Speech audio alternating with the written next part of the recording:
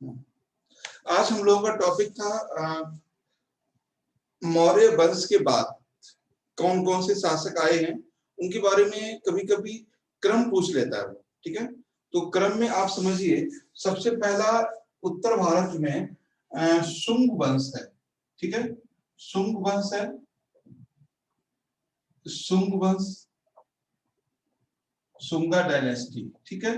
सबसे पहला ये है शुंगा डायनेस्टी मौर्य काल के बाद।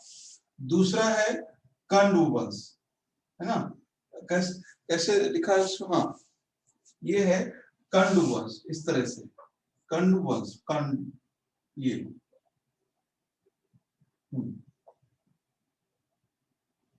कंडू वंश। उसके बाद है सातवाहन, ठीक है, सातवाहन। तो ये सातवाहन, कभी आपसे क्वेश्चन बनेगा कि मौर्य डायनेस्टी के बाद कौन कौन से वंश हुए हैं, तो पहला जो वंश हुआ है वो शुंग वंश हुआ है, दूसरा कंड वंश हुआ है और तीसरा सातवाहन हुआ है, ठीक है। तो तीन है, तो कभी इनसे क्वेश्चन बन सकते हैं। अब तीनों में जो शुंग वंश है वो सबसे इंपॉर्टेंट है, सातवाहन भी है लेकिन शुंग ज्यादा है, ठीक है। तो पहले शुंग वंश के बारे में समझ लेते हैं। और क्वेश्चन कभी कभी ये भी बन सकता है कि ये किस समय पीरियड में है, तो ये गुप्त काल और मौर्य वंश के बीच का समय है। देखो क्या होता है, जब मौर्य वंश का पतन होता है तो भारत के अंदर कई छोटे छोटे राज्य खड़े हो जाते हैं और विदेशी आक्रमण भी भारत में करते हैं, वो भी राज्य स्थापित करते हैं। तो मौर्य साम्राज्य के बाद दो तरह के साम्राज्य आते हैं। एक तो भारत में वो है जो भारत के निवासी है पहले से, जो केंद्रीय सत्ता कमजोर होने से मतलब विकसित हुए हैं, तो भारतीय राज्य और विदेशी राज्य। जो विदेशी राज्य हैं मौर्य साम्राज्य के बाद उनको यवन कहा गया, यूनानी यवन, ठीक है, उनकी भी हम बात करेंगे। तो सबसे पहले हम शुंग वंश की बात करते हैं। शुंग वंश का जो शासक है वो पुष्यमित्र शुंग है ना, पुष्यमित्र शुंग, पुष्यमित्र शुंग जो कि ब्राह्मण है, ठीक है, ब्राह्मण है, ब्राह्मण जाति से है। कभी आपसे क्वेश्चन ये भी बन सकता है कि उत्तर वैदिक काल के बाद कौन ऐसा शासक होता है जो ब्राह्मण सत्ता फिर से स्थापित करता है, तो वो पुष्यमित्र शुंग है, ठीक है। और ये अपनी राजधानी विदिशा बनाता है, ठीक है। पुष्यमित्र शुंग की जो राजधानी है वो अपनी विदिशा बनाता है, विदिशा। विदिशा आपको जहां पता होगा, विदिशा एमपी में है, जो विदिशा है वो एमपी में। तो पुष्यमित्र शुंग अपनी कैपिटल को यानी जो राजधानी है वो विदिशा बनाता है, ठीक है। ये समझ में आती बात कि शुंग वंश मौर्य काल के बाद का है और जिसकी स्थापना पुष्यमित्र शुंग द्वारा की जाती है, और वो एक जाति से ब्राह्मण है, यूं कह सकते हैं ब्राह्मण शासन का दोबारा से पुनरुद्धार करता है वो, और अपनी कैपिटल विदिशा स्थापित यानी विदिशा बनाता है वो। और सबसे खास बात यह है कि पुष्यमित्र के शुंग के समय ही एक बहुत बड़े ऋषि हैं पंतजलि, ठीक है। पंतजलि ये इन्हीं के समय में है, पंतजलि। पंतजलि एक्चुअली क्या है, ये पुष्यमित्र शुंग के राजकवि हैं, ठीक है। पंतजलि, पंतजलि जो है पुष्यमित्र शुंग के राजकवि हैं, और पुष्यमित्र शुंग ने ही भरुत स्तूप बनवाया था, भरहुत स्तूप, भरुत स्तूप, ठीक है, का निर्माण कराया था। अब देखो क्या है, ये पुष्यमित्र शुंग है जिसने वृत्रथ की हत्या की है। बहुत इंपॉर्टेंट बात यह है कि मौर्य वंश को खत्म करने वाला पुष्यमित्र शुंग है, ठीक है। और जो बुद्ध की एक परंपरा है या बुद्ध की जो हेरिडिटी है उसको ले जाने का काम ज्यादा मौर्य वंश के लोगों ने किया है। ठीक है, तो पुष्यमित्र शुंग के बारे में जब मौर्य वंश को खत्म किया तो पुष्यमित्र शुंग के बारे में कि बुद्धिज्म लिटरेचर में निगेटिव इम्पैक्ट पड़ा।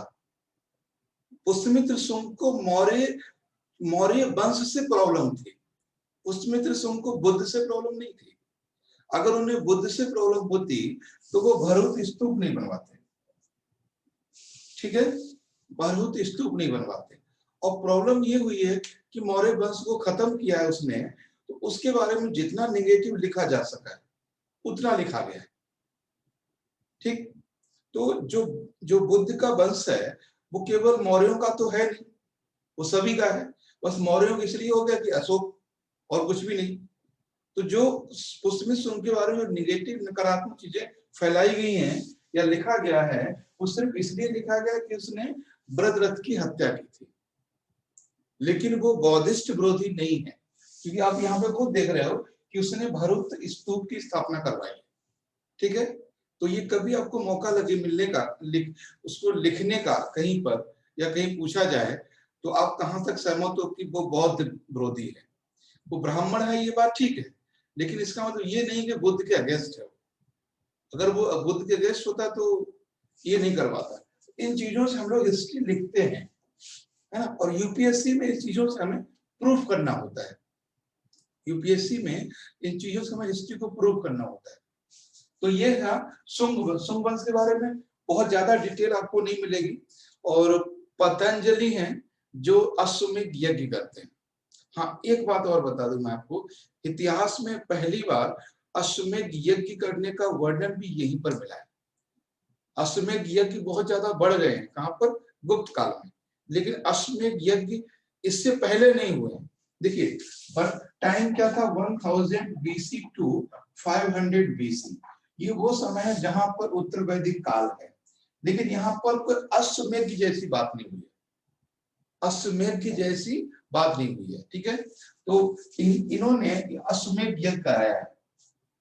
ठीक है, तो पहला जो है अश्वमेध यज्ञ, है ना, अश्वमेध यज्ञ पहला वर्णन मिलता है शुंग वंश में। ठीक है, शुंग वंश में पहली बार मिलता है, फर्स्ट टाइम। अश्वमेध यज्ञ है क्या, इसको समझना है। अश्वमेध यज्ञ ये है कि कोई राजा अपने नाम का घोड़ा छोड़ता है, और घोड़ा जिस एरिया में जाता है, घोड़े के पीछे सैनिक होते हैं, आर्मी होते हैं, तो जिस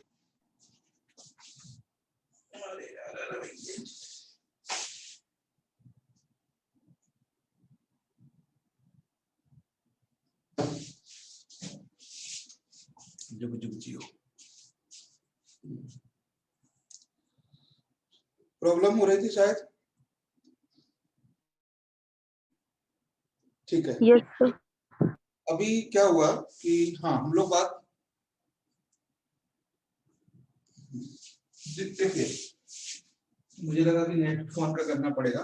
तो अश्वमेध योगा पहली बार फर्स्ट टाइम यहाँ पर, और अश्वमेध यही था कि कोई राजा घोड़ा छोड़ाता था, उसके पीछे सैनिक होते थे। अगर किसी ने जहाँ जिस एरिया से घोड़ा गुजरता है और उस एरिया में अगर किसी ने उसको पकड़ा नहीं है, पकड़ के उसको राजा को युद्ध करने के लिए ललकारा जाता था। तो जिस एरिया गुजर गया और किसी नहीं रुका, उसका मतलब है कि वो उस राजा की पराधीनता स्वीकार करता है, यानी कंट्रोल को एक्सेप्ट करता है जिसका वो घोड़ा है। तो ये अश्वमेध यज्ञ होता है। तो पहला वर्णन यहाँ पर मिलता है अश्वमेध यज्ञ का। ठीक, हाँ, तो अश्वमेध यज्ञ की ये सारी चीज थोड़ा सा नोट किया कीजिए कि अश्वमेध यज्ञ कोई धार्मिक क्रिया नहीं थी, ध्यान रखना है। अश्वमेध यज्ञ इज नॉट ए रिलीजियस या spiritual activity, that is a political activity. ठीक है, ये शासनिक क्रिया है, न कि धार्मिक क्रिया है। क्योंकि एरिया को, घोड़ा को छोड़ने का मतलब है अपने एरिया का विस्तार कर देना। तो ये था। ठीक, तो ये कोई धार्मिक क्रिया नहीं है, शासनिक क्रिया। नेक्स्ट इसमें देखते हैं हम पुष्यमित्र। देखो, शुंग वंश समझ गए, शुंग वंश की स्थापना पुष्यमित्र शुंग ने की है। एक ब्राह्मण है, कैपिटल विदिशा है जो कि एमपी में है, और पतंजलि इनके गुरु हैं। इनकी सभा में रहते हैं। और पतंजलि ये वही पतंजलि हैं जो मेडिसिन से जुड़े हुए हैं, और ये पहली बार इसके लिए यज्ञ करते हैं, पुष्मित सुम के लिए अश्वमेध यज्ञ। इसके बाद जो वंश आता है वो आता है कंडु वंश, और उसकी स्थापना वासुदेव करते हैं। ठीक है, वासुदेव एक शासक हैं, वो करते हैं, तो कंडु वंश।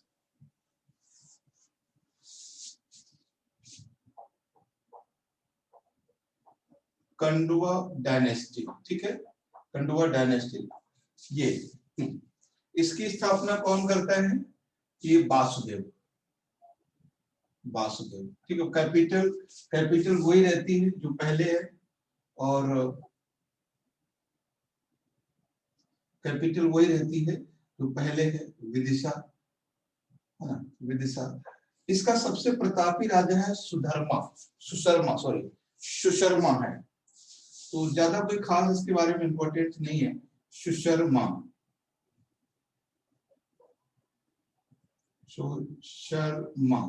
ठीक है, सुशर्मा शासक है, सबसे ग्रेट है इसका। और उसके बाद और ज्यादा कोई जानकारी मिलती नहीं, बस इतना समझना है कि ये जो शासक है वो शुंग वंश के बाद आते हैं। इसके बाद जो शासन आता है वो है सातवाहन का। ठीक है, सातवाहन का शासक आता है।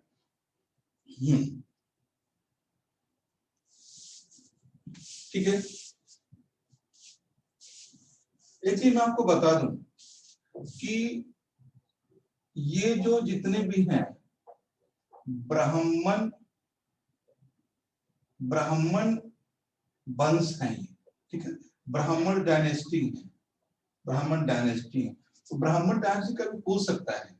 ब्राह्मण डायनेस्टी ऑफिशियली 3 है जो हमने अभी बताए हैं। पहला है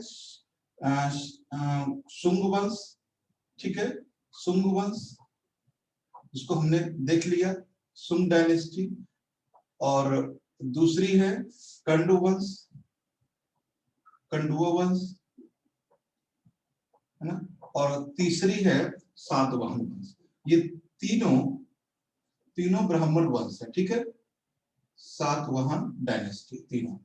अब हम सातवाहन वंश की बात करेंगे। सातवाहन,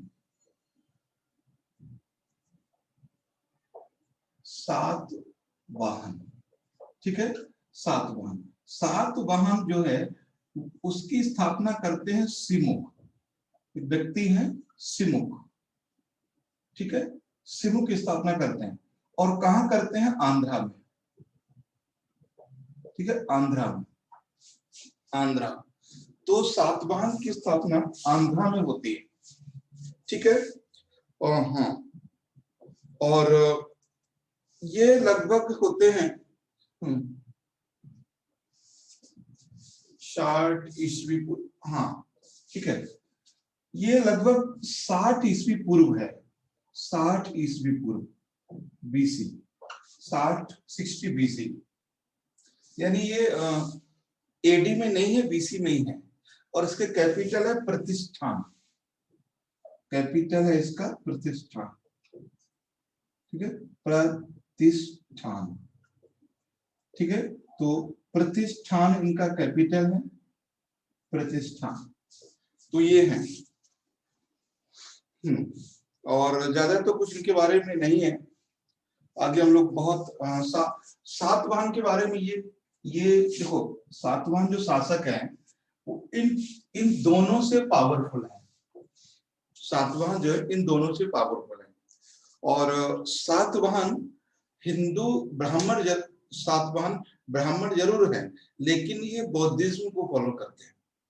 ये लोग बौद्धिज्म को फॉलो करते हैं।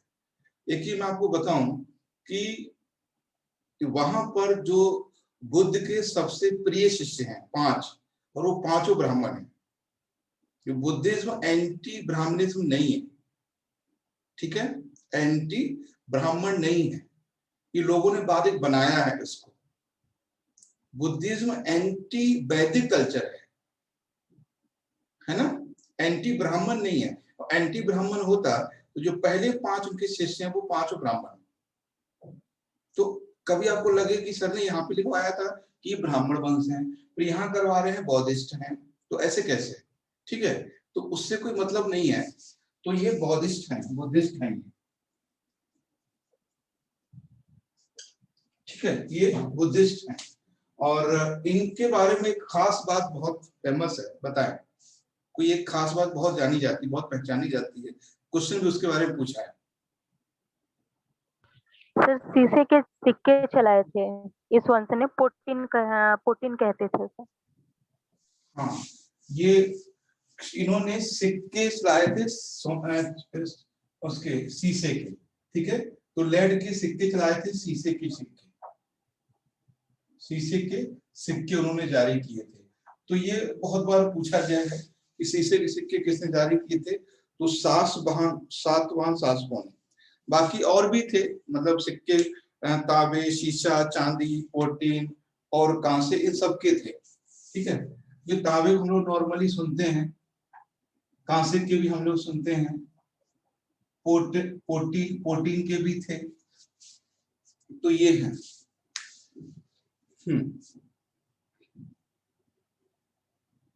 तो अब इतना प्रभाव है इनपे बुद्धिज्म पर, इनकी जो भाषा है सातवाहनों की, वो भाषा है प्राकृतिक, ठीक है, प्राकृतिक भाषा है। और इनकी जो लिपि है, स्क्रिप्ट है, वो ब्राह्मी है, ठीक है, वो ब्राह्मी है, ब्राह्मी लिपि है, ठीक है, ब्राह्मी लिपि है। और ये प्राकृत है,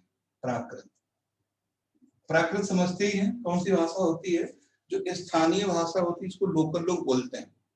तो ज्यादा कुछ इनके बारे में आगे हम लोग और भी पढ़ेंगे, क्योंकि सातवाहन शासक काफी समय तक चलते हैं, है ना। और सातवाहन शासकों की सबसे खास बात यह है कि इनके शासकों का नाम मान के नाम से शुरू होता है। इनके शासक जो हैं, इनके शासकों का नाम माँ के नाम के साथ शुरू होता है। तो ज्यादातर लोगों के पिताजी के नाम के साथ शुरू होता है, इनका माँ के नाम के साथ शुरू होता है। जैसे एक है इनके जैसे नाम है गौतमी पुत्र, ठीक है, तो गौतमी पुत्र हैं, तो गौतमी पुत्र सतकर्णी, इनके नाम माँ के नाम के शुरू होता है। तो ऐसा लगता है कि इनकी जो मात्र सत्तात्मक यहाँ सत्ता है, यानी जो फीमेल हैं वो डोमिनेट करती है, ठीक है। तो ये है। और इनका अगर आप मैप में देखोगे एरिया, तो मैप में इनका एरिया आपको कुछ यहाँ मिलेगा इस तरह से। तो ये एरिया है मैप में। तो इनको ऐसा माना जाता था, ये उत्तर और दक्षिण का दोनों का एक कनेक्टिंग यानी जोड़ने का काम करते हैं। तो सातवाहन वो शासक हैं जो उत्तर और दक्षिण दोनों की संस्कृति को जोड़ते हैं, ठीक। तो ये चीज समझ में आ गई। अभी हमने तीन वंश के बारे में बात की है, शुंग वंश, कण्व वंश और सातवाहन। तीनों में कोई डाउट हो तो बता दीजिए। ठीक है, नो सर। तो जब भी बनेगा क्वेश्चन तो ये बनेगा सिमुख शासक है, और कण्व वंश के शासक कौन है, वासुदेव, और शुंग वंश के शासक कौन है, पुष्यमित्र शुंग। और तीनों ये ब्राह्मण वंश हैं तीनों।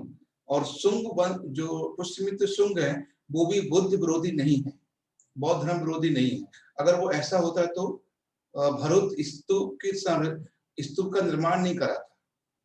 भरूच स्तूप भी एमपी में है, सुना होगा आपने, बहुत फेमस है भरूच स्तूप। जो अशोक का स्तूप है, सांची का स्तूप है, उसके बाद भरूच स्तूप का ही रेस्पेक्ट है। नेक्स्ट हम देखते हैं यवन शासक।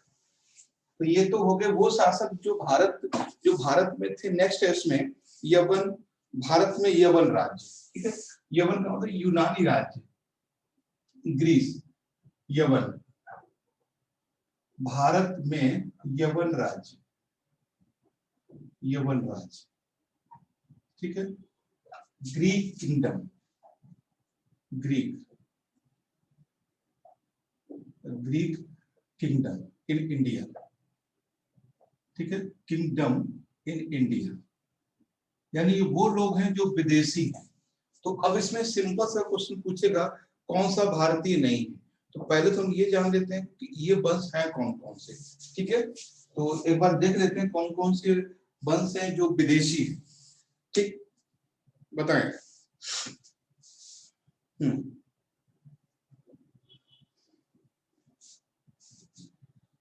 पहले तो है शक, पल्लव और कुषाण। ठीक है, तो भारत में जो है शक हैं, पल्लव हैं और कुषाण। तो ये खासकर सबसे ज्यादा इंपॉर्टेंट हमारे लिए शक और कुषाण है। पल्लव भी है लेकिन शक की बात करते हैं। शक क्यों इंपॉर्टेंट है? अच्छा, शक वंश की कोई खास वजह बताओ, कोई ऐसी बात जो बहुत फेमस है, बताए।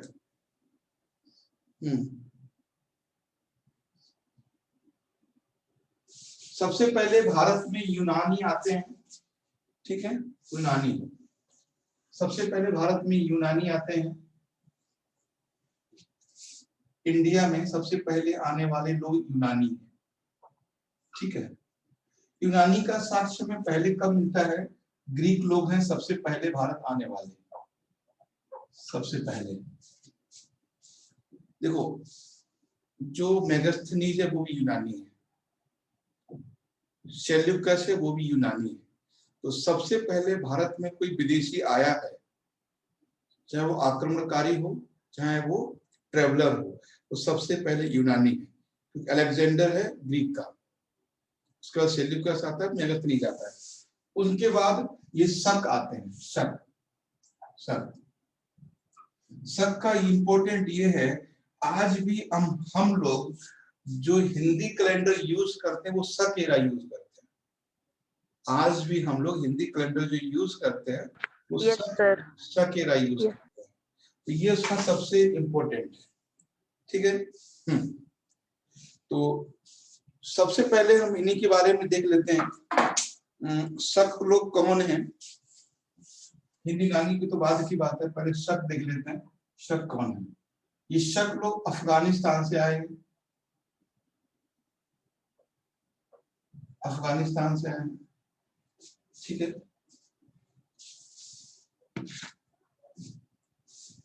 देखो क्या था ना कि कुछ चीजें हम लोगों ने इसलिए अपनाई हैं जिनसे कोई खास मतलब नहीं है, कहीं ना कहीं हम लोगों को सेकुलर रहना था। ठीक है, अगर हम विक्रम संवत को अपनाते है ना, या हम कोई और संवत अपनाते, जो या हर्ष संवत अपनाते या विक्रम संवत अपनाते या कोई भी हिंदू या मुस्लिम, तो यहाँ पे डिस्प्यूट हो सकता था। तो ज्यादातर आपने देखा है स्टार्टिंग में उन चीजों को एक्सेप्ट किया गया जिनका रिलेशन दोनों कम्युनिटी से बराबर का था। ठीक, उनको एक्सेप्ट कर लिया गया। तो सब कौन है? अफगानिस्तानी लोग हैं, और ये खासकर ठीक है, और देखिए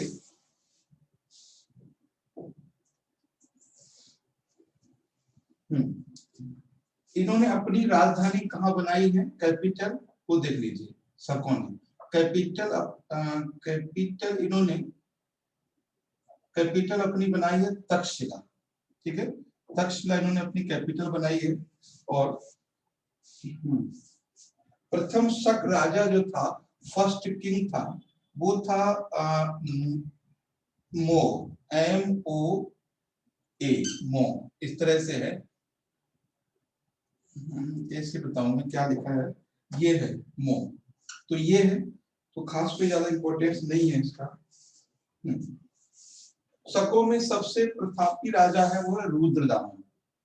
रुद्रदामन, ठीक है, रुद्रदामन सबसे प्रतापी राजा है रुद्रदामन।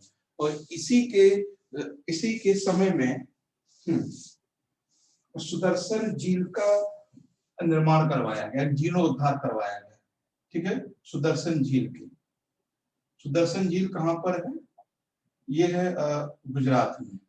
सुदर्शन झील का क्या करवाया गया? पुनरुद्धार। सर गुजरात में है कि कश्मीर में है? गुजरात में है। ठीक है, सुदर्शन झील को पुनरुद्धार करवाया गया। तो ये था। और ठीक है, बाकी भी ऐसा कोई खास नहीं है। अब इसके बाद जो आता है वो है आपका कुषाण वंश, कुषाण डायनेस्टी। ये बहुत फेमस है, कुषाण डायनेस्टी, कुषाण डायनेस्टी। देखिए कुषाण डायनेस्टी, इनका जो टाइम पीरियड है वो है फर्स्ट एडी। ठीक है, ठीक, फर्स्ट एडी इनका टाइम पीरियड है। ठीक है, फर्स्ट एडी।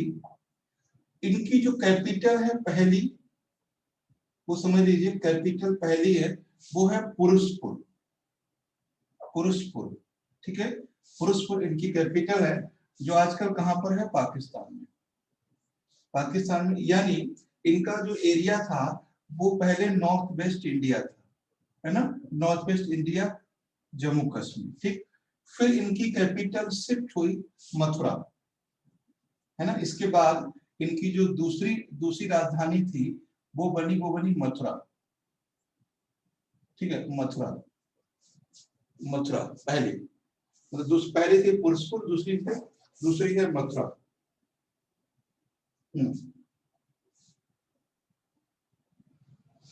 और उसके बाद इसमें सबसे प्रतापी शासक होता है कनिष्क, कनिष्क, कनिष्क।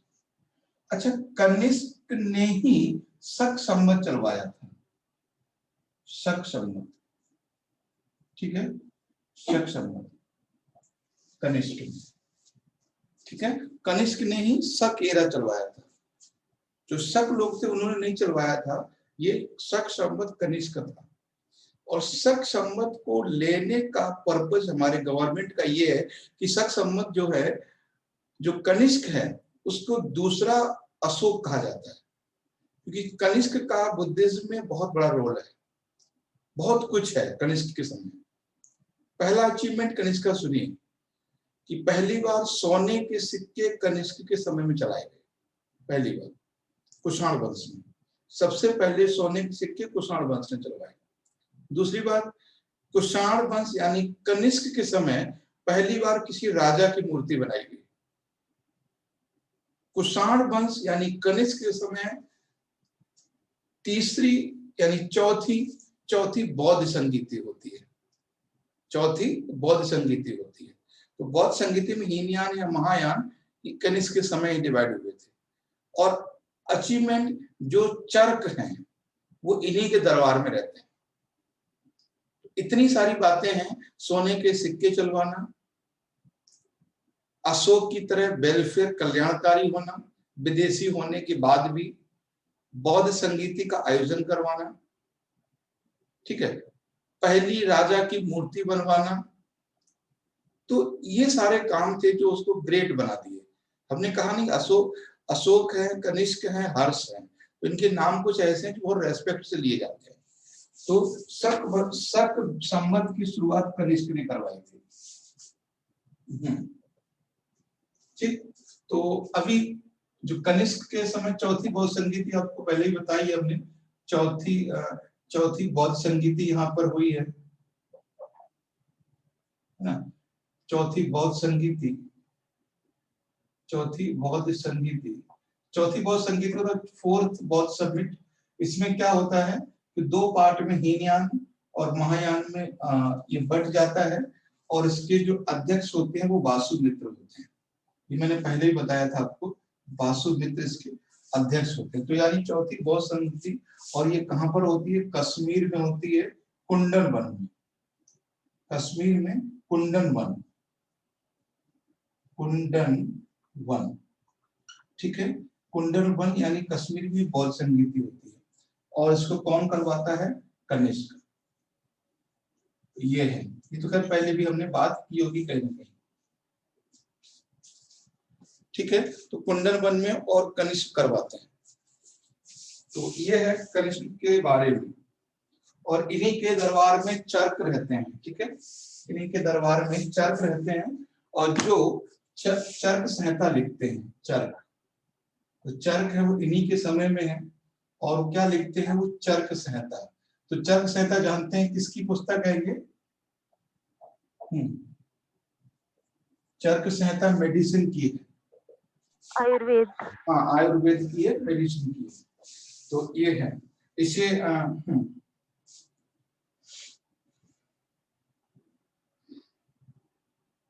ठीक है। तो ये था आपका कुषाण वंश और कुषाण वंश के बारे में। और जो कनिष्क की मूर्ति मिली है, ठीक है, जो कनिष्क की मूर्ति मिली है कनिष्का की, वो मिली है मथुरा से। स्टैचू मिला है ना कनिष्क का, वो मथुरा से मिला है। अक्सर मैगजीन या बुक्स में रहता है ना, मथुरा से मिला है। और आधा धड़ है, उसका ऊपर वाला पार्ट नहीं है, और ये सीने से नीचे वाला पार्ट है। तो कनिष्क की है, तलवार भी दिखाई गई उसमें। तो ये है। तो आप समझिए कि वो शक संवत की शुरुआत करते हैं और एडी यहीं से शुरू होता है, फर्स्ट एडी। और उस शक संवत को हम लोग आज भी ऑफिशियली यूज करते हैं। और ऑफिशियली यूज करने का पर्पज ये है कि जिस आदमी ने चलवाई है वो आदमी अशोक के बाद सबसे ज्यादा वेलफेयर है, ठीक है, वेलफेयर वाला है। अगर हम अशोक की चीजों को लेते या गुप्त कार्य जो लेते या फिर कोई इस्लाम का कोई डेट लेते तो उसमें कोई डिस्प्यूट हो सकता था, लेकिन कनिष्क को लेकर कोई डिस्प्यूट नहीं होगा। तो इसलिए इन चीजों को लिया गया। तो ये थे कुषाण वंश और कनिष्क वंश।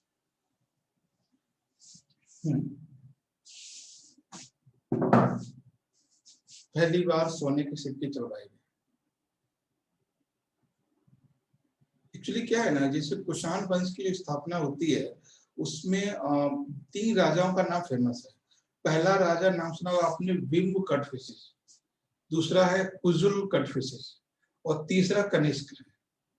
कभी आपको फाउंडर देखना हो कनिष्क वंश का तो वो है बिंब कटफिसिस, ठीक है, इस तरह से है बिंब कटफिसिस।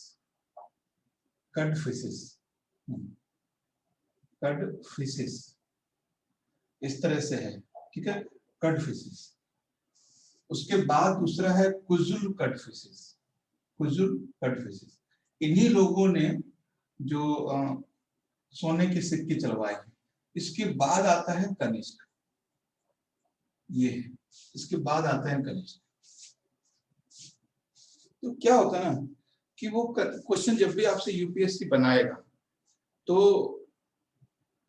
ऐसी चीजों से बनाएगा जिससे आपको बहुत डीप में नहीं होंगी, वो चीजें डीप में नहीं होंगी। यानी वो इंडिया के कल्चर में इंटरेस्ट लेता है, वो सिर्फ लूटने नहीं आया यहाँ पे, वो लुटेरा नहीं है। अगर वो लुटेरा होता तो यहाँ पर बौद्ध संगीत का आयोजन नहीं करवाता। क्या जरूरत है उसको समझने की कि बुद्ध कौन है, वो क्यों वासुमित्र का रेस्पेक्ट करता, अध्यक्ष बनाया ना उसने, क्यों करता, क्या जरूरत थी उसको। तो जो लोग मिडिवल पीरियड से पहले आए भारत में, चाहे वो सेल्यूकस हो या फिर ये यवन हो, ठीक है, तो ये लोग सिर्फ लूटने नहीं है, भारत में रहे हैं ये लोग बाकायदा, ठीक है, चाहे वो सातवाहन हो, क्या सातवाहन तो इंडियन ही है, तो ये है, चाहे वो शक हो, चाहे कुषाण हो, चाहे पल्लव हो, ये सब लोग। और जब आप इनके बारे में देखोगे ना, जब आप लोगों से सुनोगे या जो पब्लिक प्लेस में होता है इनके बारे में, तो ये बोला जाता है ये सारे सारे के लोग लुटेरे थे। एक वर्ड नॉर्मली कम पढ़ा लिखा कोई आदमी बोल देता है ये लोग पिंडारी थे, ठीक है। तो कनिष्क अपने देश का तो नहीं है, तो क्या जरूरत थी वासुमित्र को बनाने के अध्यक्ष, क्यों उसने ये सब किया, इतना कुछ नहीं करना चाहिए था उसको। सोने के सिक्के क्यों चलवाए उसने? सोने के सिक्के चलवाने का मतलब है कि उसने यहाँ पे व्यापार किया है। सोने या चांदी के सिक्के चलवाने का मतलब है कि वो यहाँ पे राज्य स्थापित किया, उसने पुरुषपुर से कैपिटल मथुरा लेके आया, ठीक है। तो ये सारी चीजें हैं जो आपको हिस्ट्री लिखने में आपकी मदद करेंगी।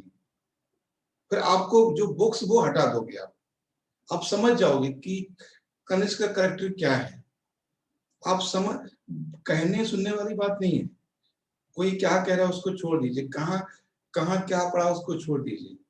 लाख लोग कहते हैं, हर जगह लिखा मिलता है लोग चिल्लाते हैं कि पुष्यमित्र शुंग ने वृत्ररथ की हत्या की, भारत में उसने बौद्ध धर्म खत्म कर दिया, सीधे बोलते हैं। तो आपको समझ में आ रहा है कि उसने भरत स्तूप की स्थापना करवाई है, तो बौद्ध धर्म के अगेंस्ट वो नहीं है। तो ये चीजें जब आप ये एग्जाम्पल देखो लिखोगे तो सबको समझ में आएगा कि हाँ ये ठीक है। इसीलिए हम कहते हैं तो, और जो बुक्स लिखी गई हैं बड़ा स्पीड में लिखी गई हैं, बहुत स्पीड में, बहुत ज्यादा स्पीड में, मतलब कुछ नहीं सोचा उन्होंने, बस सीधा सोचा विदेशी है, आक्रमणकारी है, हमें लूटा होगा, खसोटा होगा, बस ये सब लिखा उन्होंने, बहुत स्पीड में लिखी गई। और भी एक रीजन था बुक को लिखने का कि कहीं ना कहीं हम ये दिखाना चाह रहे थे कि हमारा जो भारतीय शासक है वो ज्यादा स्ट्रॉन्ग है विदेशियों से, कहीं ना कहीं हम लोगों को मोबिलाइज करना चाह रहे थे, है ना। ये चीजें हैं कि देखो पिंडारी आ रहे हैं, हम रक्षा करेंगे तुम्हारी, तो हमारे अंदर रहो, है ना, वो ये सब चीजें थी। खैर अब सीधे सीधे हम बात करते हैं गुप्ता डायनेस्टी की। कभी भी हिस्ट्री आप मेंस में लिखें या प्रीलिम्स में लिखें या समझें तो बुक्स से ना समझें, जो चीजें उनकी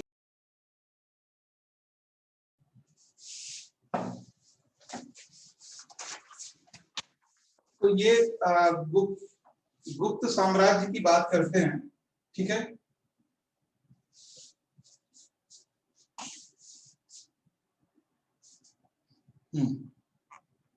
देखिए गुप्त साम्राज्य भारत में तीसरी सदी यानी 3rd एडी के समय प्रारंभ हुआ, या कह सकते हैं तीसरी एडी, 3rd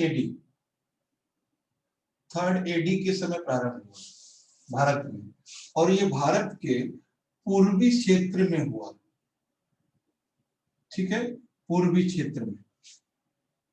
एरिया था कौशाम्बी एरिया में, ठीक है। ईस्टर्न एरिया की हम जब भी बात करते हैं तो आता है इसमें बिहार, और आता है इसमें वेस्ट बंगाल, और बिहार, वेस्ट बंगाल और उड़ीसा, ठीक है। तो ये एरिया जो है वो पूर्वी भारत है, बिहार, वेस्ट बंगाल और उड़ीसा, ये पूर्वी भारत है। ये मत सोचना कि पूर्वी भारत का मतलब हम अरुणाचल प्रदेश की बात कर रहे हैं, नहीं, अरुणाचल प्रदेश तो नॉर्थ ईस्ट वाला एरिया है। पूर्वी भारत के जब भी जिक्र आता है आप समझ जाइए कि बिहार, उड़ीसा और वेस्ट बंगाल की बात हो रही है, ठीक। और इसके जो शासक हैं, फाउंडर हैं, वो हैं श्रीगुप्त। कुछ राजाओं के नाम लिख लेते हैं, ठीक है, कुछ राजाओं के नाम लिख लेते हैं। तो श्रीगुप्त हैं पहले शासक इनके, ठीक है, उनके शासक के नाम लिख लेंगे हम लोग, ठीक। उसके बाद है घटोत्कच,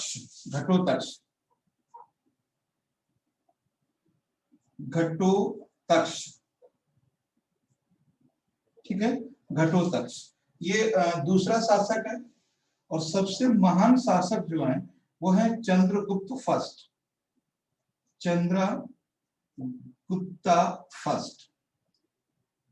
ठीक है, चंद्रगुप्त फर्स्ट।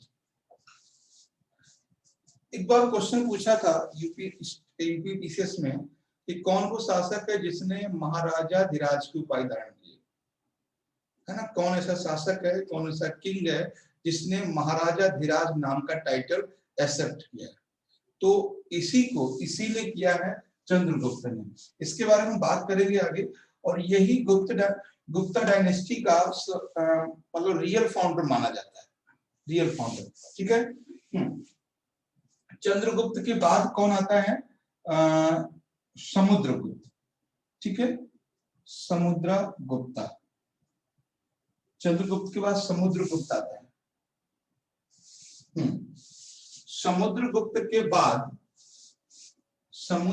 के बाद चंद्रगुप्त सेकंड आता है, चंद्रगुप्त सेकंड, ठीक है, सेकंड। इन्हें विक्रमादित्य भी कहा गया है,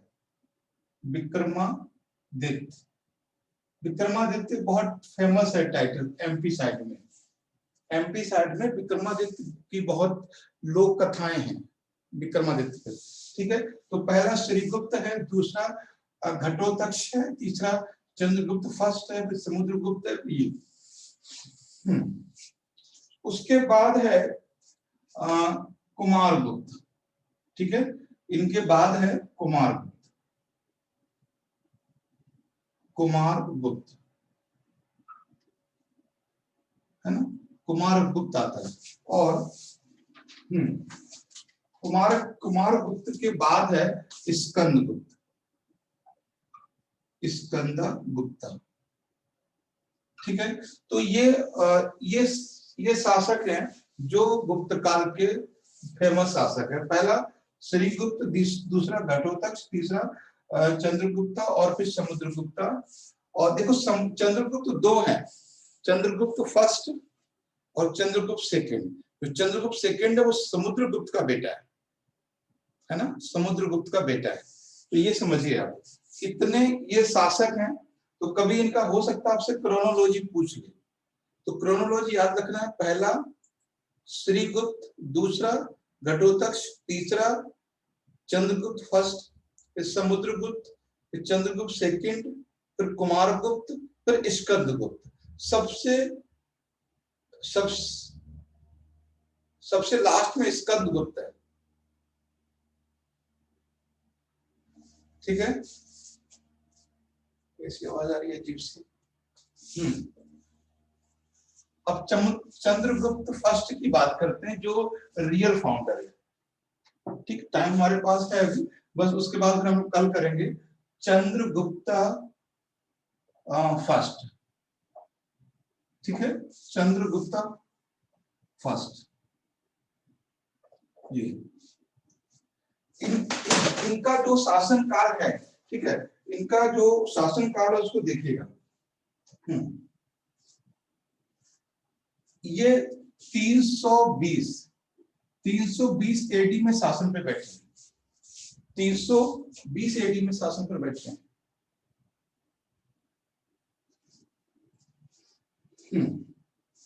और इन्होंने लिच्छवी की राजकुमारी शादी की थी और अपनी कैपिटल जो पाटलिपुत्र बनाई थी। कैपिटल कौन सी? पाटलिपुत्र, ठीक है, पाटलिपुत्र इन्होंने अपनी कैपिटल बनाई।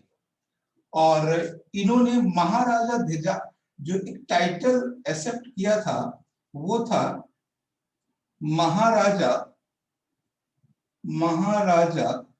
धीराज, ठीक है, महाराजा धीराज।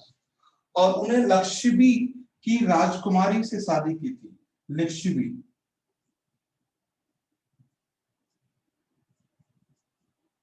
राजकुमारी। और ये लक्ष्मी कौन है? ये जो वैशाली के राजा चेटक की बहन है। और ये क्वेश्चन यूपीएससी पूछा गया है। क्वेश्चन सिर्फ इतना घुमाया है कि ये लक्ष्मी चेटक की पुत्री है, तो चेटक की पुत्री नहीं है, ये सिस्टर है, ठीक है। तो लक्ष्मी वैशाली के राजा चेटक की सिस्टर है।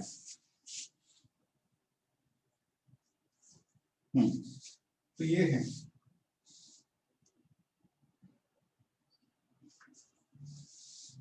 और हाँ, इन्होंने विक्रम संवत चलवाया था, खैर वो बाद की बात है। तो ये देख लेते हैं। सबसे इंपॉर्टेंट चीज ये है कि इन्हीं को रियल फाउंडर कहते हैं, ठीक है, रियल फाउंडर इन्हीं को कहते हैं, चंद्रगुप्त फर्स्ट को।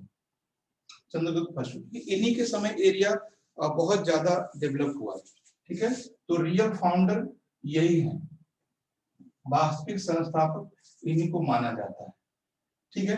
बाकी हम लोग जो सेकंड राजा हमारा है चंद्रगुप्त सेकंड के बाद है समुद्रगुप्त, इसको हम लोग कल ही करेंगे। बाकी कोई और कोई डाउट हो तो पूछ लीजिए अभी। समुद्रगुप्त, ठीक है, ये बहुत प्रतापी शासक है, सबसे चंद्रगुप्त जो गुप्ता डायनेस्टी में सबसे फेमस है। और इसे समुद्रगुप्त को भारत का नेपोलियन भी कहा जाता है, समुद्रगुप्त को भारत का नेपोलियन कहते हैं। तो यहाँ तक कोई डाउट हो तो बता दीजिए, कोई डाउट हो तो पूछिए फटाफट। यस, मित्रांजन समझ में आ रहा है?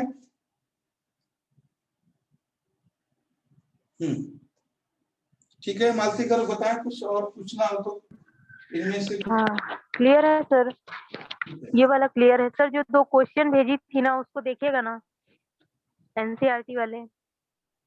क्वेश्चन आपने व्हाट्सएप पे भेजे? जी सर।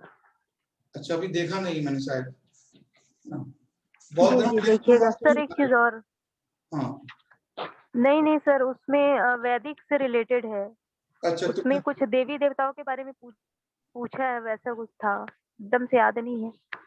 ठीक है। और सर ये पूछ रही थी कि एनसीईआरटी में जैसे सारे सब्जेक्ट पढ़ेंगे और उसके अलावा जो द हिंदू में पढ़ रहे हैं उतने के बाद अलग से पढ़ने की जरूरत तो नहीं है पीटी के लिए?